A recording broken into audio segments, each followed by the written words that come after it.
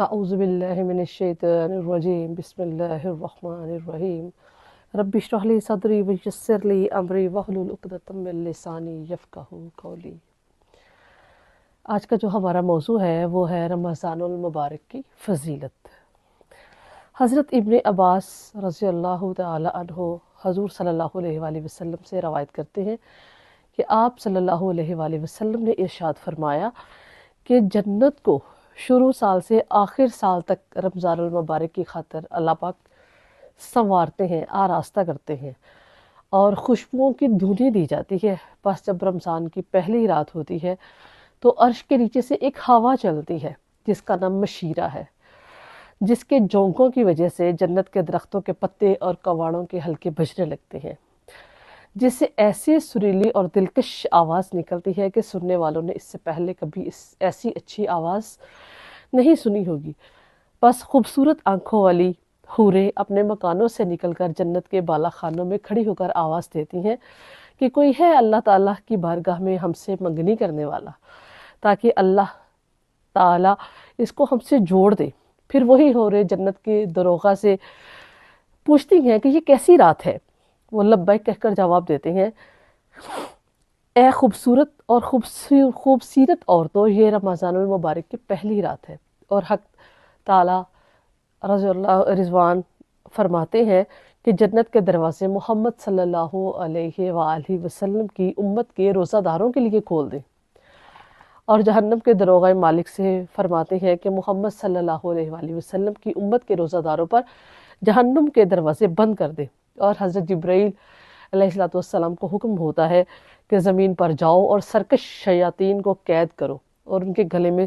توق ڈال کر دریا میں پھینک دو کہ میرے محمد صلی اللہ علیہ وآلہ وسلم کی امت کے روزہ داروں کے روزوں کو خراب نہ کر سکے۔ نبی کریم صلی اللہ علیہ وآلہ وسلم نے یہ بھی ارشاد فرمایا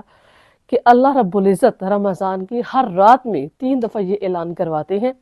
کہ کوئی ہے مانگنے والا جس کو میں عطا کروں، کوئی ہے توبہ کرنے والا جس کی میں توبہ قبول کروں، کوئی ہے مغفرت چاہنے والا جس کی میں مغفرت کروں۔ پھر آواز دی جاتی ہے، کون ہے جو ایسے غنی کو قرض دے جو نادار نہیں، ایسا پورا ادا کرنے والا جو ذرا بھی کمی نہیں کرتا۔ من ذا الذی یقرض اللہ قرضا حسنا فیضاعفہ لہ اضعافا کثیرا، اللہ پاک قرآن پاک میں ارشاد فرماتے ہیں۔ اور اللہ تعالیٰ رمضان شریف میں روزہ افطار کرنے کے وقت، جب افطاری کا وقت ہوتا ہے، ایسے 10 لاکھ آدمیوں کو جہنم سے نجات عطا فرماتے ہیں جو عذاب کے مستحق ہو چکے ہوتے ہیں۔ اور پھر جب رمضان کے جمعہ کا دن اور جمعہ کی رات ہوتی ہے تو اس کی ہر گھڑی میں اللہ پاک 10 لاکھ آدمیوں کو جہنم سے جو ہے وہ معاف فرماتے ہیں اور جہنم سے نجات دیتے ہیں۔ پھر جب رمضان کا آخری دن ہوتا ہے تو یکم رمضان سے آخری رمضان کے روزے تک جس قدر لوگ جہنم سے آزاد کیے گئے ہوتے ہیں پورے رمضان میں، ان کے برابر اللہ پاک اس ایک دن میں آزاد فرماتے ہیں۔ اور جس رات شب قدر ہوتی ہے تو اللہ رب العزت حضرت جبرائیل علیہ السلام کو حکم فرماتے ہیں کہ وہ فرشتوں کے ایک بہت بڑے لشکر کے ساتھ زمین پر اترتے ہیں۔ ان کے ساتھ ایک سبز جھنڈا ہوتا ہے جس کو کعبہ شریف کے اوپر نصب کر دیتے ہیں، اور حضرت جبرائیل علیہ السلام فرشتوں سے تقاضا کرتے ہیں کہ جو مسلمان بھی آج کی رات میں کھڑا ہے، بیٹھا ہے، نماز پڑھ رہا ہے، ذکر کر رہا ہے، اس کو سلام کرے اور مصافحہ کرے اور ان کی دعاؤں پر آمین کہیں۔ صبح تک یہی صورتحال رہتی ہے۔ جب صبح ہو جاتی ہے تو حضرت جبرائیل علیہ السلام آواز دیتے ہیں کہ فرشتوں کی جماعت اب کوچ کرو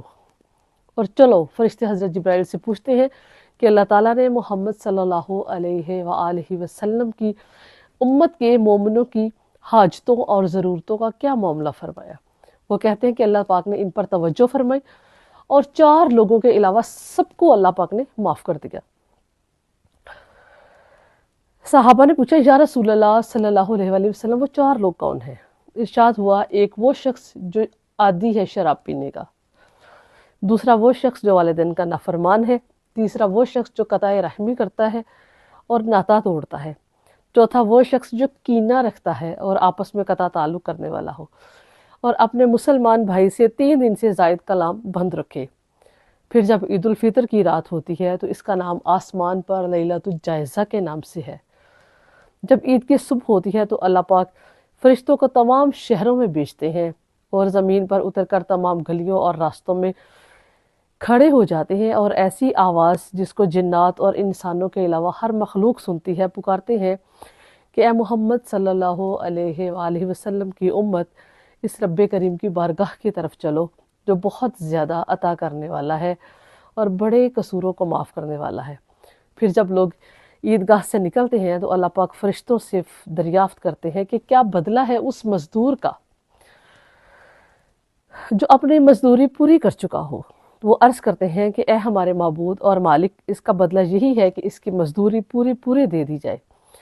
بس اللہ رب العزت ارشاد فرماتے ہیں کہ اے فرشتوں، میں تمہیں گواہ بناتا ہوں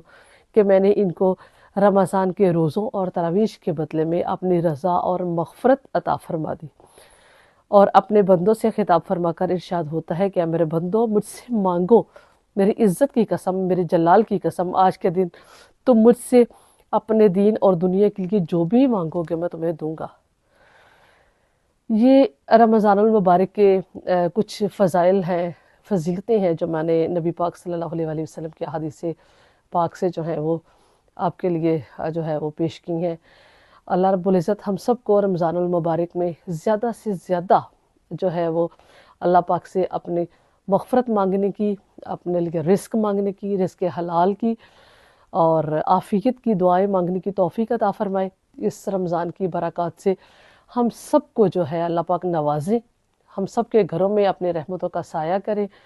ہم سب کے روزے، ہماری عبادات، ہمارا اٹھنا، ہمارا بیٹھنا،